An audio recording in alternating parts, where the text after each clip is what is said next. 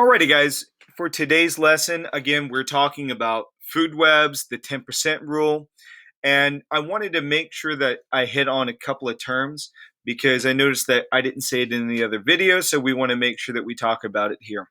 So this is your PowerPoint, Ecology 2, and trophic levels, like I said, are the levels or the steps on a food chain or an energy pyramid.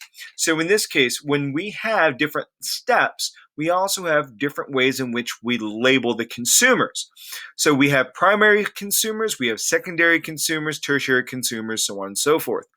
And so in terms of the primary and secondary consumers, they're going to receive different amounts of energy because a primary consumer eats directly the producers. The secondary consumers will then eat those primary consumers, and tertiary consumers will then eat the secondary consumers. So again, each time that you move up on a energy pyramid, or if you're moving from the steps of a food chain, you're going to lose 90% of that energy. And so tertiary consumers receive the least amount of energy when we're comparing them to secondary and primary consumers. So that, let's take, for instance, a very, very simple scenario.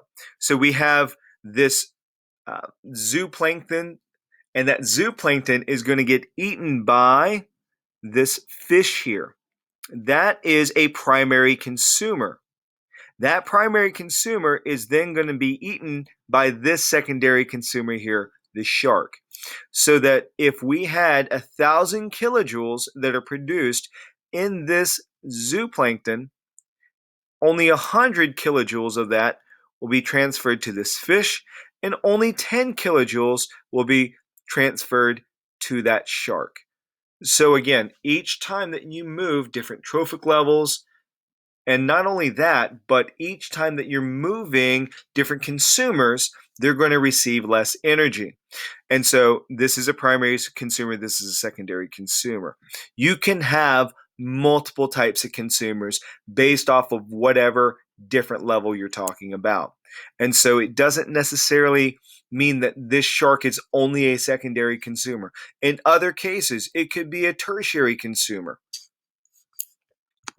So here's the energy pyramid and the distribution of energy among the different trophic levels. So again, only 10% of the energy is transferred.